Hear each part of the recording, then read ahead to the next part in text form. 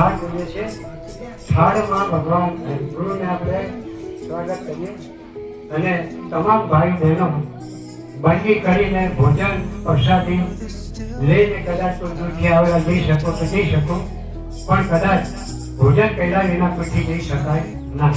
એટલે ભોજન કર્યા વિના તમે જાઓ તો આવેલો તમારો ખેડૂત ખૂબ જ થયો, એમાં તમને કોઈ તમને લાભ મળે ના.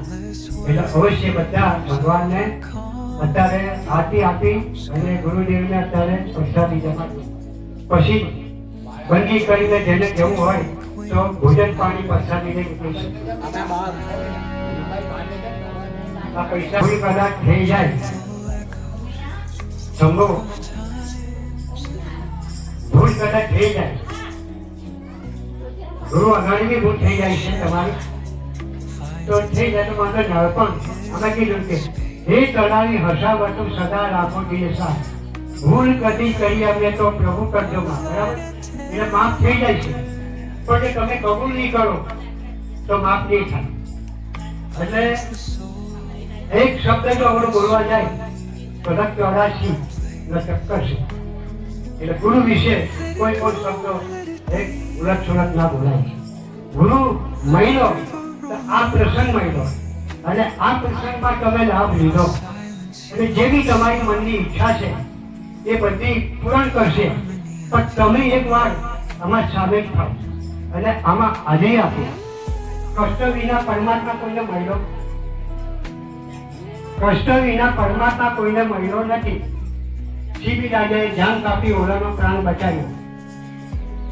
જ્યારે ડોક્ટર પહેલાને છમમાં બાટ ભેળી ત્યાં નરસિંહ રૂપ પ્રગટ કર્યું. બરાબર, ત્યારે એમ કરવા ગયા તો ગજરાજ મગનના હાથમાં ચાલ્યો ગયો, ત્યાં ત્યાં હરિહરિ પુકાર્યું, તેને પણ સુખ થયો. તો જે કંઈ તમારી મનની ઈચ્છા હોય તે પૂરી કરશે, પણ તમે કબૂલ કરો ભૂમક્ય હોય તો આજના પ્રસંગમાં તમે નમસ્કાર કરીને કહી દો કે અમારાથી ભૂલે ચૂકે માયાના એક ઝંઝાની અંદર ભૂલીને તમારા વિશે કોઈ પ્રત્યે શબ્દો અવળો બોલ્યા તો તે વિશે અમે માફી માંગો. અને મારો આશીર્વાદ મારી દુઆ એવી છે કે જે મને ચાહે છે, જે માને છે, તેને એની મનની જે ઈચ્છા છે એ આ ભાવમાં નહીં પૂરી થાય તો એને બીજા ભાવમાં બી મારે પૂરી કરી આપવાની, અને આ ભાવમાં એ પૂરી કરવાની હોય તો આ ભાવમાં બી એને પૂરી કરી આપવા. અને મને જેને દઈ દો એને એમ કરવા જાય તો લક્ષ 84 નો ફેરો કર્યો અને તેમાં એને ભાન થયું, એટલે મને છોડવાથી તમને ફાયદો નથી, મને પકડવાથી તમને ફાયદો છે. કારણ કે હું તમારી ધન દોલત મારી મિલકતનો હું કદાચ કોઈ સામેલ નથી, કોઈ તમારા આશા મને નથી, તૃષા નથી, પણ તમે એક જીવ છે એટલે પરમાત્માના રસ્તા પર આવી અને પરમાત્માના રસ્તાની ઉપર તમે જે કંઈ પ્રસંગ છે એની અંદર જે કંઈ ઈચ્છો તે પ્રમાણે તમે ચાલો તો સારું પડે. એમાંથી આવો તો મને વાંધો નહીં આવે, પણ કદાચ તમારે માણસ છે અને માણસના ધર્મ રીતે તમારે ચાલવું પડશે. કારણ કે મોટા ધર્મની અંદર તમને પડ્યા કે મોટા ધર્મનું જ્ઞાન જ આવશે.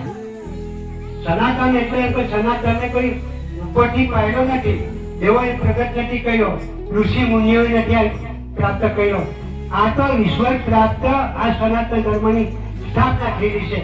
પછી એમ કરવા જતો જે સંપ્રદાયો છે એ સંપ્રદાયો દાઢી પાકડી છે અને પંથો છે, ધર્મ કોઈ નથી. ધર્મ એક આદિ અનાદિ સનાતન ગુણ વૃક્ષ રૂપમાં છે. એટલે સનાતન ધર્મની અંદર પાલન કરવા ઈચ્છતા હોય તો તમારે બલિદાન આપવું પડવાનું અને આ જીવન તમારે પૂરું કરવાનું. સનાતન ધર્મ તમને જે કંઈ મનમાં ઈચ્છા હોય તમને પૂરી કર્યા છે. હવે ગુરુની જે થાળ બોલું એને સ્વાગત કરીને પછી તમને પ્રસાદી જમી લે અને પછી જે બંદી કર્યો તો બંદી બી કરે તો એ પ્રસાદી જમી જે મૂર્તિ આવેલા એને રવાના થવું તો રવાના. આજના પ્રસંગમાં જે મારાથી કઈ ભૂલે ચૂલે જે શબ્દ જેમ તેમ અપાયા હોય તો ભાઈઓ તથા ભાઈઓ તમામની પાસે હું મારા હાથ મસ્તક જોડી અને માફી માંગુ કે કદાચ હું પણ કઈ આમ સંસારમાં બે શબ્દ અવર જવર તમને અપાયા હોય તો તમારી પાસે ક્ષમા માંગુ છું, તમારે મને માફી કરી. તમે મારી પાસે માફી માંગો સારું છું, હું તમારી પાસે માફી માંગે હું કઈ જવાનું ને ઉઠી જ થવાનું તો ઉઠી તમે